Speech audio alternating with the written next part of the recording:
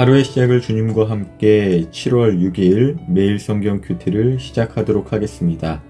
오늘 함께 읽을 성경은 야고보서 3장 1절에서 12절입니다. 우리의 몸과 마음, 뜻을 다해서 함께 읽도록 하겠습니다. 사랑하는 형제 여러분, 다들 선생이 되려고 하지 마십시오.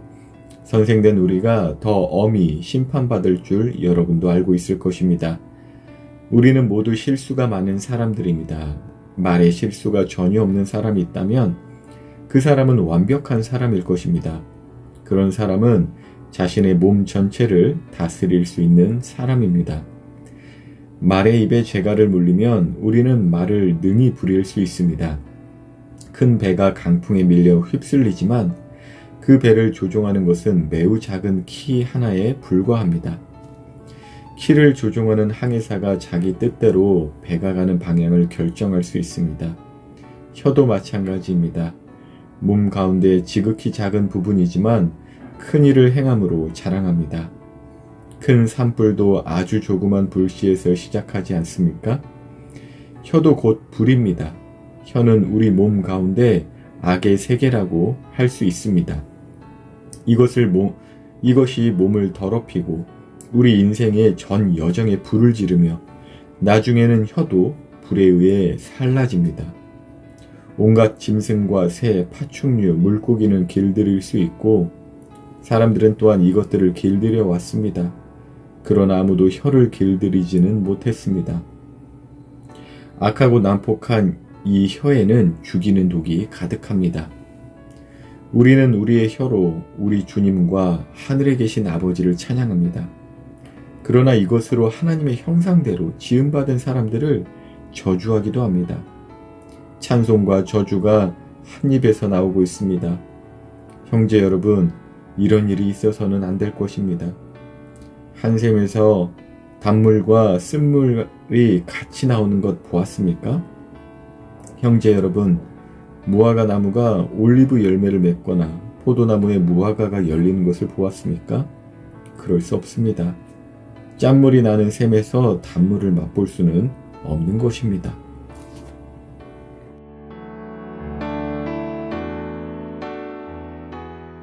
요즘에 가짜 뉴스가 문제라고 하죠. 거짓으로 대중을 선동하고 또 이기적인 세력을 만들어내는데 이제 가짜 뉴스가 많이 사용돼요. 그런데 생각해보면 진짜 뉴스도 문제를 일으킬 때가 있어요.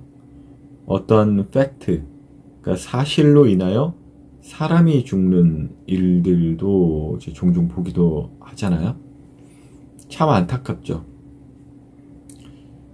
근데 더 생각해보면은 뭐가 가짜 뉴스고 뭐가 진짜 뉴스인지 이제는 잘 모르겠어요. 마치 시어머니 방에 들어가면 며느리의 이야기가 가짜 뉴스가 돼버리고 며느리 방에 들어가면 시어머니의 이야기가 가짜 뉴스가 돼버릴 때가 있거든요. 아이고, 며느리 시어머니 사이를 갖고 이런 비유를 하기에도 위험한데, 근데 우리 한국 문화에 있어서 조금 왜곡된 어떠한 그 문화를 이제 빗대어 말하는 거니까 양해를 부탁드립니다. 시어머니, 며느리 친하게 지내시는 분 많은 줄 저는 알고도 있습니다. 아무튼 자기 입장에 따라서 뭐가 진짜 뉴스고 뭐가 가짜 뉴스가 선별된다라는 것이에요. 근데 그게 지금 중요한 것보다 더 중요한 거를 오늘 본문에는 말해주고 있는 것 같아요. 오늘 본문에는요, 가짜 뉴스고 진짜 뉴스고 그놈의 입이 문제라고 합니다. 어떤 점에서 문제일까요? 본문의 배경, 그러니까 당시에 선동 세력들이 많이 나타났다라고 했죠. 토요일, 월요일 새벽 기도의 말씀 때 나눠드린 것 같은데, 근데 이 선동 세력이 메시아를 기다리는, 그러니까 다시 오실 예수님을 기다리는 기독교인들과 아직 예수님을 믿지 않으면서 메시아를 기다리는 사람, 이스라엘의 그 유대인들, 그 모두에게 영향을 미쳤어요. 그러니까 그 야고보서 계속 묵상하면서 나눠드렸다고 저는 기억을 하는데, 그러니까 자신의 정치적 신념 혹은 자신의 생각, 그것을 이제 성경 말씀이나 어떤 신앙과 이제 왜곡되게 결합을 해서 마치 그것이 하나님 나라를 세우는 것이라 착각하면서 실제로는 죽은 믿음을 갖고 사는 것, 그것에 대해서 제가 토요일 월요일 나눠드린 것 같은데, 그런 사람들이 많이 나타났다라는 거예요. 요즘에도 그렇죠. 정치인인지 목사인지 모를 사람이 혀를 사용하여 기독교인들과 또 세상 자신의 어떤 정치 성향에 맞는 모든 사람들을 한꺼번에 선동하고 있어요. 그들의 내용을 보면 아주 위기감을 조성합니다. 사이비 교주 같기도 해요. 내일 본문에서 나오겠지만 무슨 저도 포함해서요.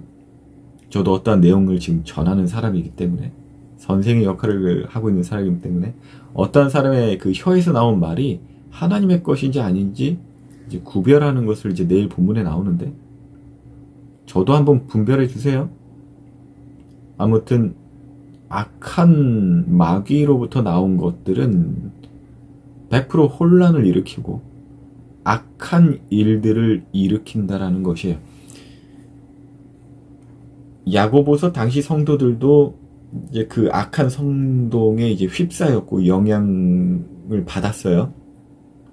예수님이 오신다고 했는데 빨리 오셨으면 좋겠는데 안 오시니까 삶은 더 힘들어지니까 하나님 나라를 인간 능력, 어떤 육체의 능력, 칼과 여러 가지 세상적인 것으로 이제 하나님 나라를 읽어 나가야 한다라는 어떤 그 악한 선동에 이제 휩싸여서 4절, 5절, 6절 우리 그 부분을 이제 비유로 설명하는 거거든요. 그러니까 그 혀에서 나온 말로 선동되는 그 현상들에 대해서 설명해 주는 거예요.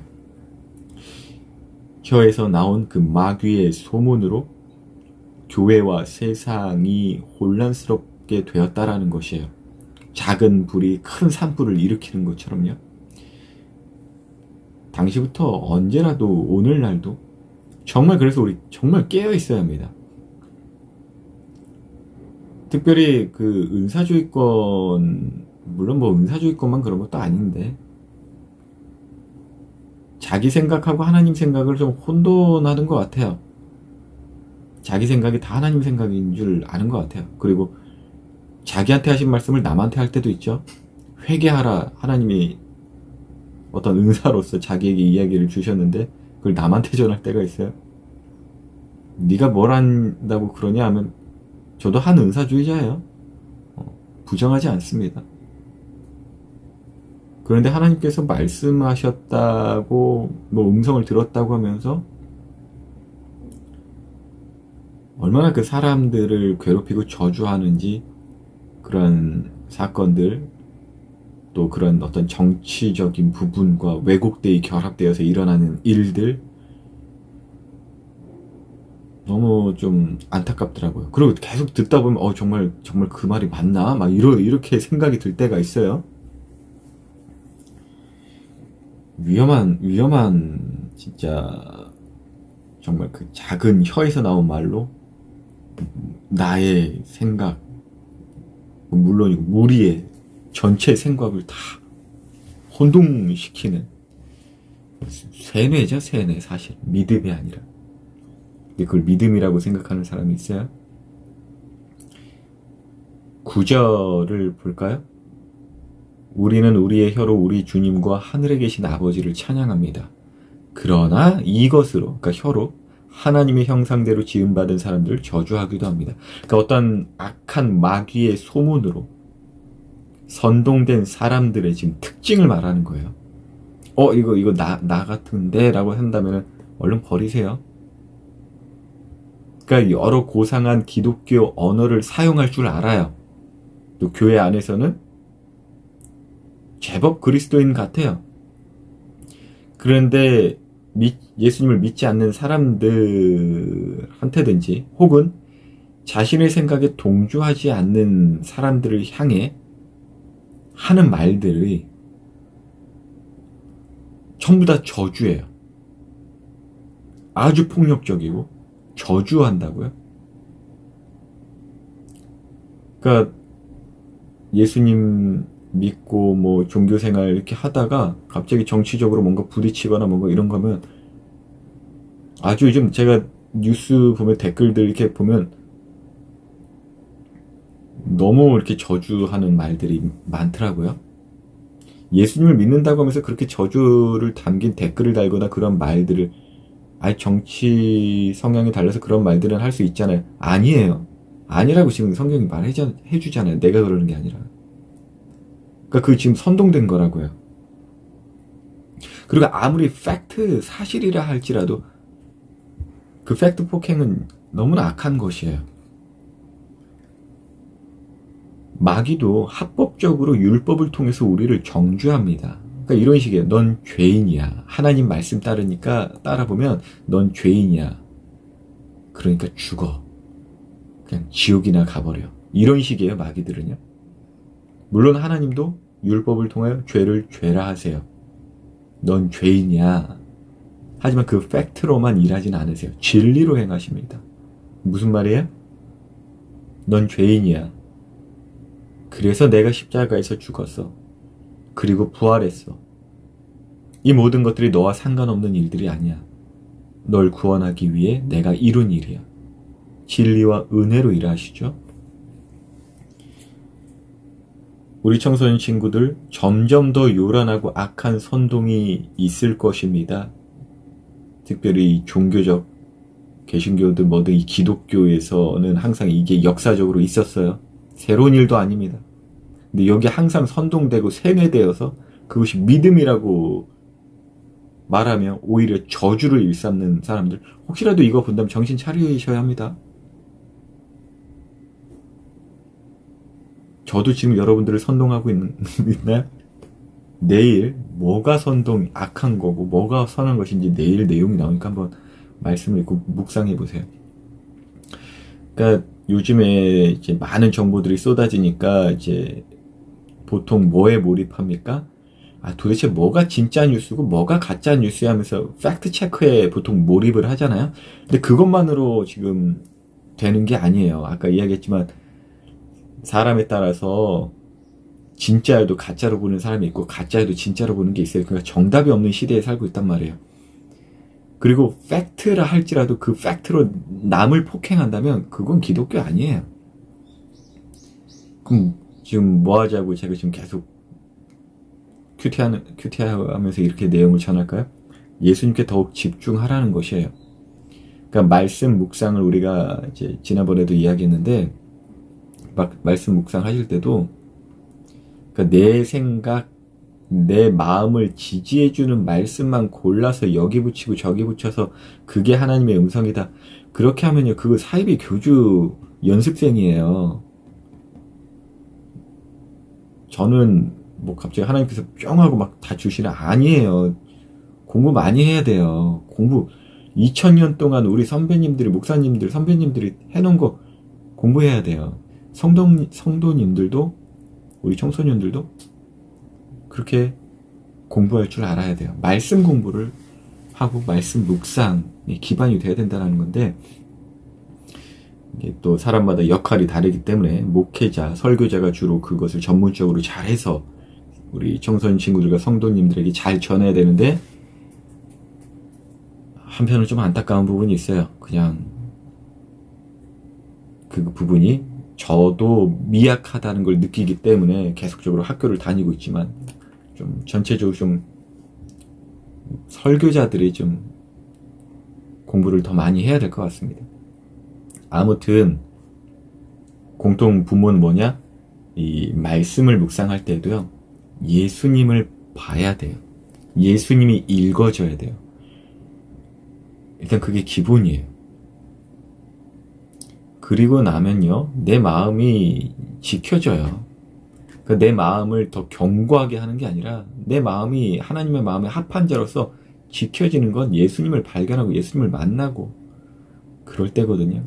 그리고 그때야 들을 귀가 생겨요. 수많은 선동들을 구별해내고 사실이라고 할지라도 그 사실로 다른 이를 죽이는 혀가 되는 것이 아니라 예수님은 어떻게 하셨지? 예수님 가르쳐 주세요. 지혜를 주세요. 선동시키고 죽이는 혀가 되는 것이 아니라 구하는 입술이 되죠. 특별히 온라인이 요즘 활발한 시대인데 댓글이나 카톡이나 밴드나 뭐 여러 가지 문자나 뭐 소통 부분에 있어서 모든 그 언어 생활에 있어서 우리는 듣기는 속해하는데 뭘 듣기를 속해하냐? 예수님 말씀을 듣기를 속해하시면서 우리의 혀가 구하는 입술이 되길 바랍니다. 하나님을 경외하는 것이 지혜의 근본이에요. 그리고 예수님 곧 오신다. 틀린 말 아니에요. 근데 온다, 왔다 이런 말에도 선동되지 마세요. 지금 당장 오셔도 준비되어 있을 만큼 깨어있기만 하면 돼요. 일주일 뒤에 오실 것 같으면 한 6일 마음대로 살다가 마지막 7일째 깨끗해지려고? 이거 얼마나 얍삽하냐. 그건 아니잖아요. 근데 왜 온다, 왔다 이런 것을 왜 두려워하겠어요? 캥기는 게 있나 보지 뭐. 그러니까 지금 당장 오셔도 준비되어 있을 만큼 오늘 살면 돼요. 깨어있으면 돼요. 그러니까 온다, 왔다 이런 말에도 선동되지 필요가 없어요. 오히려 되도록 은혜의 언어, 또 서로를 불쌍히 여기는 마음을 품으려고 더 애써야 합니다. 예수님이 그러셨기 때문에 그래요. 9절 한 번 더 읽고 묵상 마칠게요. 우리는 우리의 혀로 우리 주님과 하늘에 계신 아버지를 찬양합니다. 그러나 이것으로 하나님의 형상대로 지음받은 사람들을 저주하기도 합니다. 한 입 갖고 두 말 하지 맙시다. 우리 내일 봐요.